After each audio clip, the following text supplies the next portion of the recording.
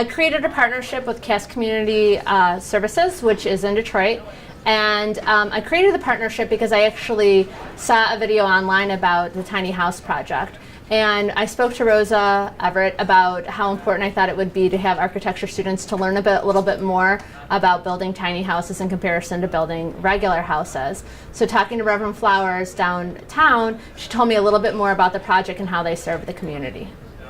My hopes and dreams for the project is I hope that we can get kids from Groves and Seaholm to raise money to create our own tiny house and get look for different suppliers and look for different manufacturers to help donate money so that we could have a house that we work on down there to build with Cass Community.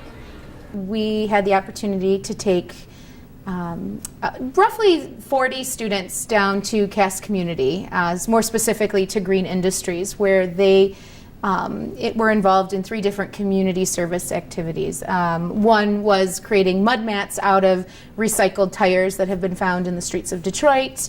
And then in that same company making flip-flops for people.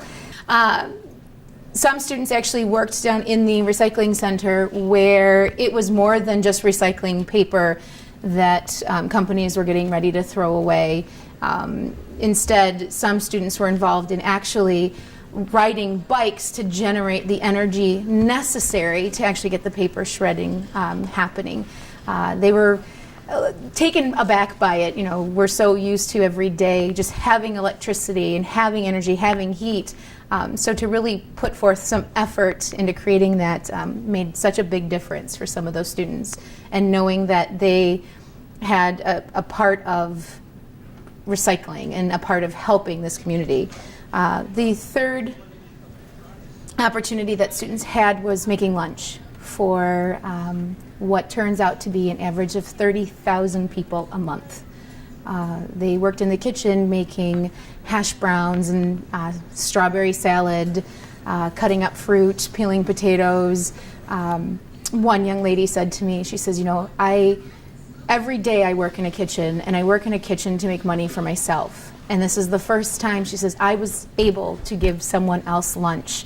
You know, the students here at Groves and at Seaholm were so humbled by such an experience to be able to help hundreds of people that they don't know, and people who they want to go back and help. They are excited about the tiny house initiative that Cass Community has put forth, and being part of an architecture class, you know, they are the future. They're the future of helping design future homes, tiny houses that can provide homes for those who can't afford it. They're very excited. They were very humbled. I was honored as a teacher to watch my students take so much pride in being part of something bigger. We're building a community, and that's very, very important by architecture students. We put in over $10 million in this building, rehabbing it. It probably would have been cheaper for us to tear it down, but we wanted to keep a part of Detroit. Someone's going to have to. And those apartments in there are permanent supportive housing. It may not sound like much to you, but if you've been on the street, it means everything to have a place you can call home forever. But the tiny homes is something else. We love apartment buildings, but imagine to have your own home, with your own deck, with your own barbecue. This goes so far over your head, you looked at me like you're deer in the headlights. Let me put it down to reality a little bit. Folks that come to our facility, guys, you'll be lucky to come here. We're the only one in Detroit that'll take guys who are 12 years old. Over 12 years old, you get separated from your mom. Life's tough enough already. Guys, when you go to most of the facilities around Detroit here, the emergency shelters, and gals, you're allowed 2 bags, 2 garbage bags. Think about it, would you? All of a sudden, you can put 2 bags, all you own, everything. And please don't think you're going to be putting in your iPads and whatever thing, because you don't own those. Those aren't even in the picture. I'm talking about clothes. What shoes? Your whole big set of Nikes aren't going to fit in that bag. And I'll tell you just one more story of how important it is to have home. You take it for granted, I take it for granted. You have a refrigerator that you open up and grab something. Imagine you didn't have a refrigerator. You have a bed you're going to lay down on. You're going to have a nice big TV you're going to turn on. There was a woman here just a few years ago. Her children were 4 years old and 3 years old. She finally made it through our program, right? And we set her up with some furniture. A couch, a bed for her and the 2 girls, end tables, just a little microwave, you name it, for her little apartment. I showed her the kitchen table and she started crying. It was kind of an old table, and the Formica was starting to crack, but it was the best I had. And I said, ma'am, I'm sorry, it's the best table I have. If I get a better table, I'll give it to you, I promise. She goes, no, she's wiping her eyes. She goes, you have no idea what I've been through. I said, ma'am, you sure are right about that.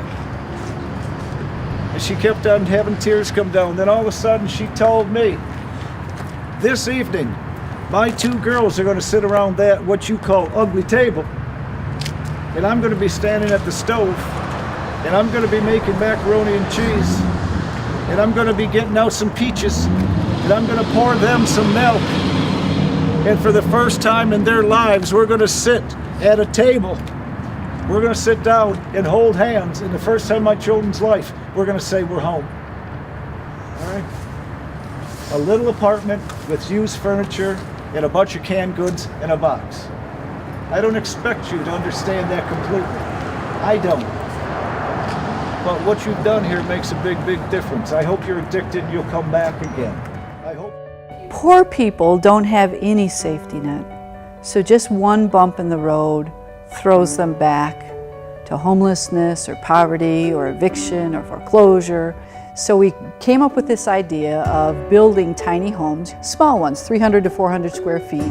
People would rent for a certain number of years and then they would earn the property. We already have an existing campus, so the tiny homes will simply be added onto the 2 blocks north of that. All of a sudden, poor people would have an asset that would change their life forever, their family life forever, and help to rebuild this community. Cass Community Tiny Homes is really meant to address 3 different problems. One is we had a neighborhood with way too much vacant land and abandoned houses.